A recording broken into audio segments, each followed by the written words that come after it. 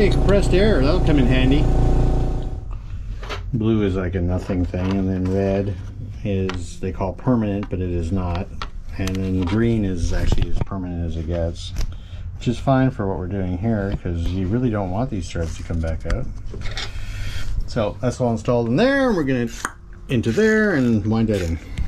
Okay, so far we've got the rear tire, we've re-read the rear brake disc, got a shifter done. I've done the leak on the valve cover gasket.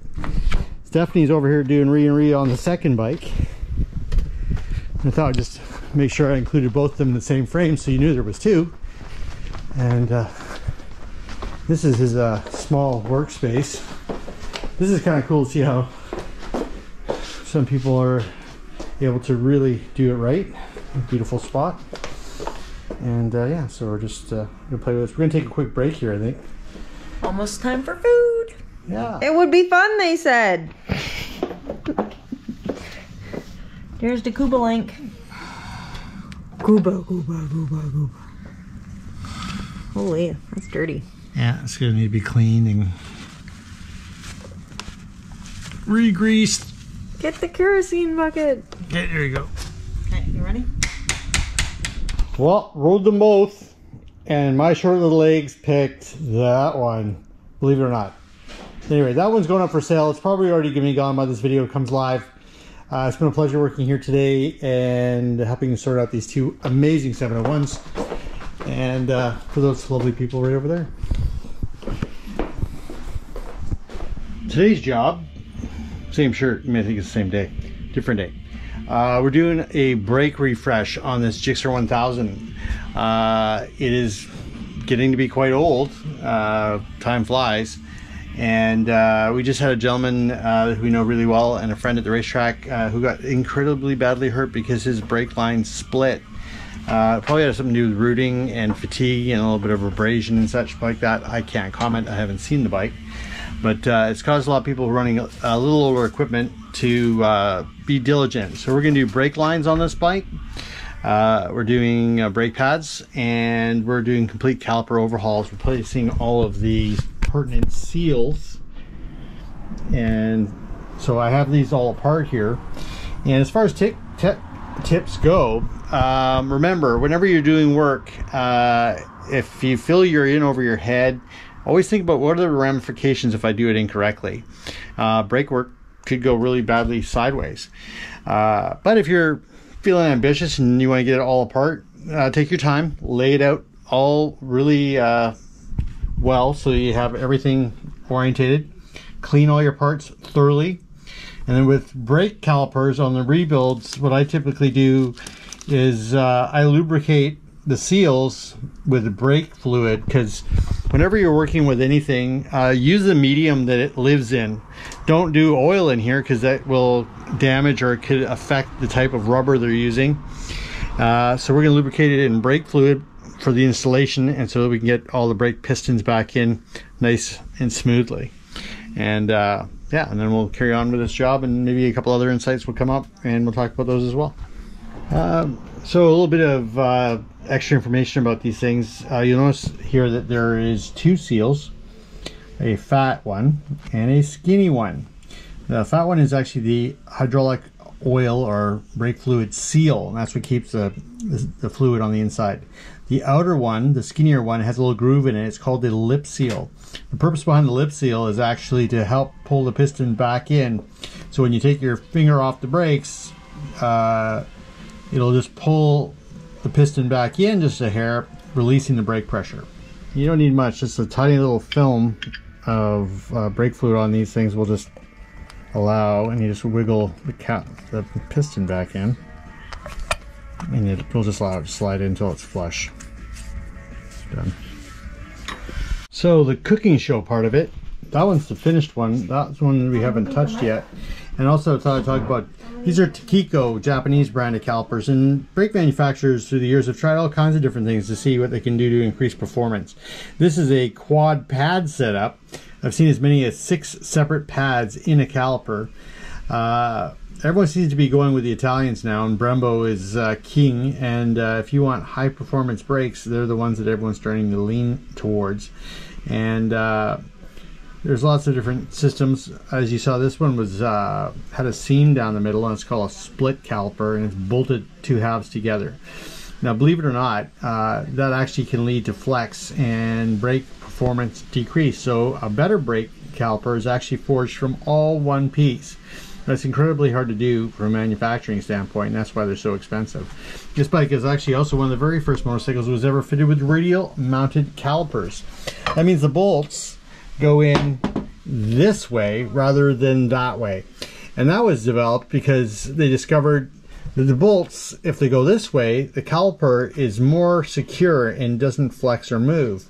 If the bolts go this way, they could actually rock on their pins under hard braking. Every little bit of rigidity in this brake system will lead to better feedback or feel through the lever, and that's what this is all about. Number 2.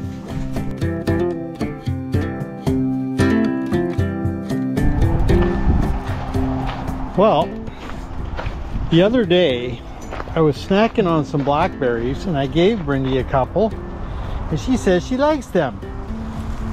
She has found that she can pick them all for herself. Byproduct of a crazy life is moving lots of vehicles. Here we go. I bought this Suburban in February. You may have seen it in our History of Trips video. I finally get to take it for a drive, but I think it's going to be a long-term project. Hi boys and girls. Today we're working on a GSXR 750. This one mostly uses a track bike, and some of the stuff has been safety wired on it, and I could get into conversations with that, but I didn't really get on the ball. But what I thought it would be a novel and fun idea is that when you have a Suzuki GSXR, it comes with a gas tank prop rod. It usually lives right in there, and if you have to lift the gas tank up, it's a really great tool, except this thing has a ram mount where it typically goes in, but you can also jam it in the hole that the bolts come out of. So we're going to prop that up.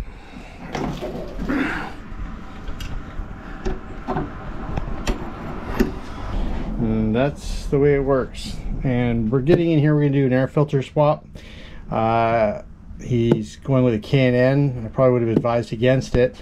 I used to be a fan of K&N. After doing a lot of homework and talking to some other mechanics I have a lot of respect for, not so much anymore. Certain applications, actually earlier Gixxers in the 90s, the first Ram Air bikes, they did not work well with aftermarket air filters at all. You could not get them to carburate. This is injected, so it's a little different and it shouldn't be a problem. But yeah, stock OEM paper filters actually filtrate a lot more material out than aftermarket stuff does.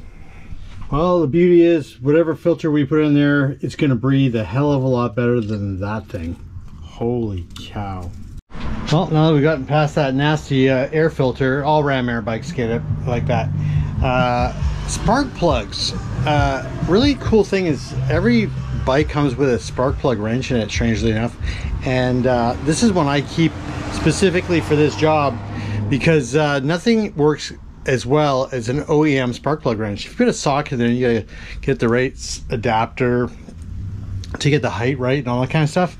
Then the factory ones come with a little rubber catch that will stop and grab the spark plug. Remember how we talked about power sports tips? That was a previous tech talk. So yeah, we're gonna go deep into there, and we're gonna pull.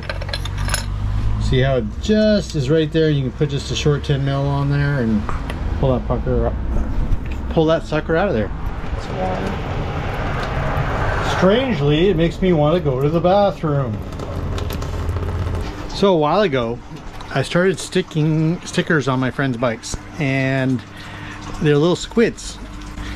And the squid is a connotation with motorcyclists that came from a long time ago, and it's how you would describe a squidly kid. Squid. And basically they didn't ride with proper apparel on, they rode in inappropriate ways, they were immature and acted like fools essentially. But I don't look at it that way. I think that motorcycling is kind of counterculture in a lot of ways here. It's mainline culture in Europe, but here, if you ride motorcycles, you recognize there's risks and dangers in life, The rewards are often the excitement and feeling that comes from putting yourself at risk for that reward. And if you truly embrace that motorcycling is dangerous, but you do it anyway because you know that none of us are getting out of this life alive, and you like the zest of it all, and you behave in such a way where you're enthusiastic about it, that's what I deem to be squidly. And it actually can be in some ways a compliment, is that you are brave enough to take the risks and embrace life to its fullest. Anyway, I got this package of little squids off of a friend, and he said, I don't know what I'm gonna do with them, and you want them? And I said, okay, I'll take them. So I just started tagging my close friends or people that I had a lot of respect for with these stickers, and they became quite popular. And the trick was to put them on in such a way that people wouldn't notice them at first. And this old girl here, this 990, which is absolutely the worst hooligan bike ever made, and probably only belongs to true squids who embrace the danger of a tank slapping wheelie monster. But we got a black one hiding right here on the windshield, and it's still there. And it's a testament to the fact that the person whose bike I worked on got it and respected the fact that I took the time to put a sticker on his bike. Welcome back. We're at Rebel Garage again. This little tech talk is going to be for our friend John. He asked about it. Tire pressures and a little chart on your motorcycle. Okay, we're just in the middle of setting the pressures on this one here.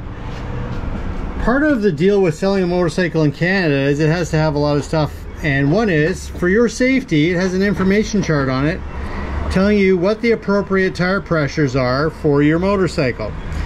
A lot of people, we had this just the other day, will flip the tire around here and they were given advice that the tire says 42 pounds. Well, that's maximum pressure under maximum and ideal conditions. It has some load information on the side of the tire as well. So this chart refers to the OE tire running the OE size. Now if you were to change the tire to a different tire, this might not be applicable. Also, especially with off-road motorcycles, you can get a tire pressure conversation until you're probably blue in the face. Anyway, so this chart is mandated by the federal government. It's put on every brand new motorcycle. It is to tell you what the suggested manufacturer pressure is for an OE tire. If you go away from that, your best bet would be to contact the manufacturer of the tire, tell them what kind of bike you're running, and then they can give you updated information. Or just know this, you can usually go within 10% either way, but never exceed the maximum tire pressure. Now the maximum tire pressure on this tire is referred to as with a bike at full load with a passenger carrying baggage, and they'll actually tell you what the actual maximum weight this bike is designed to carry. That's also on the bike as well. So if you don't need maximum pressures, which gives you maximum tire life, and you want to trade that off for grip or feedback, you can drop your pressures down. Usually 2 pounds under suggested manufacturer is something we do on a track day, because the tires will heat up more on a racetrack than they do on the street, and the pressure inside the tire changes cold to hot. So you're either checking them hot or cold. These are all set at cold pressures. Okay, so it'll even say whether it should be tested cold or hot. It'll actually gives you the specification for the OE size tires. Some people like to go +1 or -1 for different reasons. Everyone thinks a wider, fatter tire looks cool. The reality is it's just a wider, fatter tire. If it's going on a skinnier, on a stock size rim, and you're not increasing the size of the wheel, what happens is the tire has to deform more as it's getting wider, and you'll be able to use less and less of the tire. It might look cool, but it isn't cool. It's actually rather retarded. But at any rate, that's my opinion on that, and that's our tech tip. Run the OE sizes, unless of course you're, there's a really good reason not to, and run OE pressures. It'll give you the best feedback on the motorcycle, stability, etc. like that. Different bike, different pressures.